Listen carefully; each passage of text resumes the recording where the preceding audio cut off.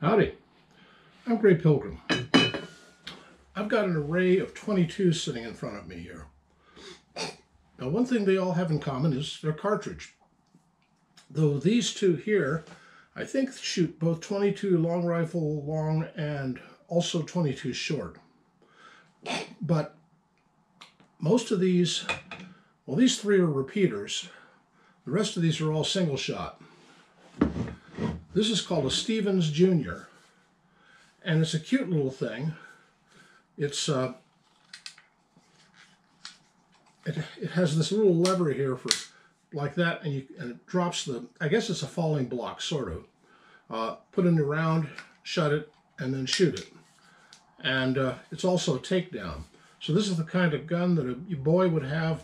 He would break it in half and then strap it into a little bag that he'd hang off the side of his bike and go down to the creek bed and shoot into dirt clods for a while and just have a wonderful time all day. This is another Stevens, and this is definitely a falling block. Also a takedown. As you can see, it has a little lever. It's a single shot. You cock it, drop, put it around, put it up, and this thing sort of falls down if you don't hold on to it when you fire, because it's not that secure a thing. This is a cheap kid's rifle, and this was my very first rifle. Dad bought it for me.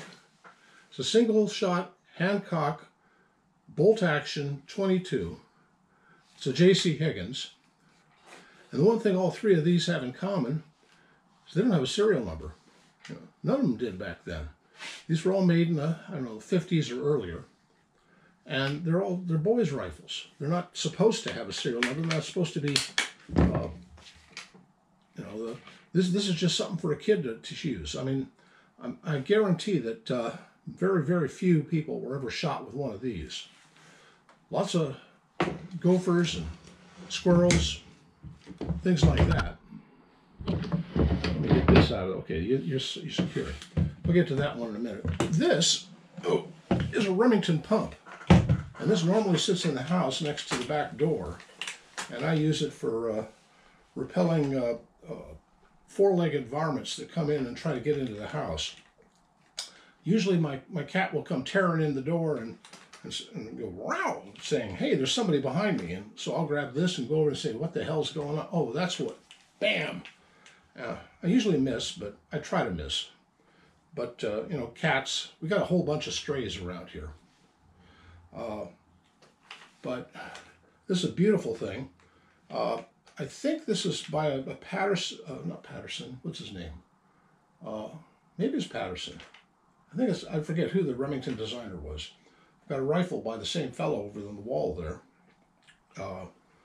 It's a 220 Remington, or a 22 Remington, or a 250, I forget what. But I know that the rounds are not made anymore and haven't been made since before World War II. Oh, and this one here, this belonged to my grandfather, my mother's father. This is a Winchester. It's a bolt action magazine, and he had it worked on, put this sight on the rear of it. What's interesting, though, is when he drifted out the front sight here, he put a little metal cap in it. And this metal cap is marked Marble. And the Marble was a maker of guns and gun parts back in the really early days, before the 1930s. They were known for making a over-under. It's 22 and 410. It was almost a pistol size. It was called the Game Getter. And that's all it was for getting game. But it does not meet the new 1935 Gun Control Act, so it went off the market and Marble went under. It's a shame, too, because it's a beautiful gun. And but they made this, and it's kind of an homage to them. And this last one, is one I bought a few years back, new. I put maybe, I don't know, 10 or 20 magazines through it. I have a bunch of ram lines that fit it, but don't tell the ATF that. I don't know. And if it's legal for me to have one of these that's, high capacity magazine assault and pepper rifle. This is a Ruger 1022, and 1022 is just an awesome rifle. It is just, I don't know how many millions of these they've made, but it's just and this is not a high end one. It's a cheaper stock.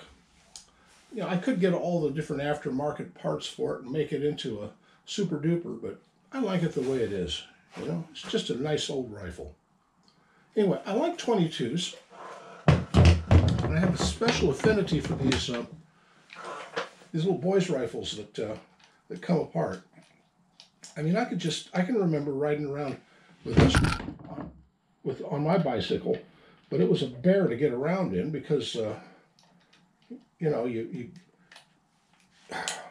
let's see now. It's been a number of years since I've taken this one apart.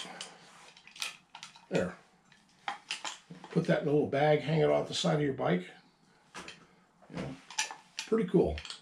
Pretty darn cool, I think. And I mean, it just was one of those rites of passage. Say a 12-year-old to have his own rifle, to be a man, Then he'd come home and clean it, and there was a whole ritual in cleaning one of these. Not that it really needed it that much, but for the boy, you had to teach him that ritual to know that it's his gun and he has to take care of it. It's a fun thing. Now, I picked these up at various gun stores. I figured some guy had it and probably says, "Now here, son, you can have my old rifle." And the son was not into guns, and it just stayed there in his gun safe if he had one, or in the closet. And then he sold it or died, and the widow passed it on to the gun store or something. But I picked them up, and I just think they're just the coolest old things. I mean, this is way too small for me to shoot, but I've had several of them over the years. If a young cousin or a grandson or something, I don't have a grandson at the moment, but I've had a few close relatives who had kids. And I've passed a few of these on to them because, well, it's something you got to do.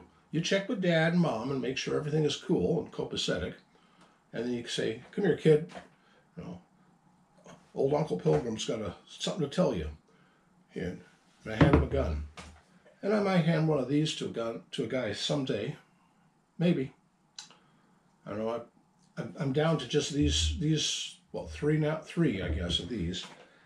This one I've held on to because it sort of has a special meaning to me. Even though it's cheap, it's all plastic.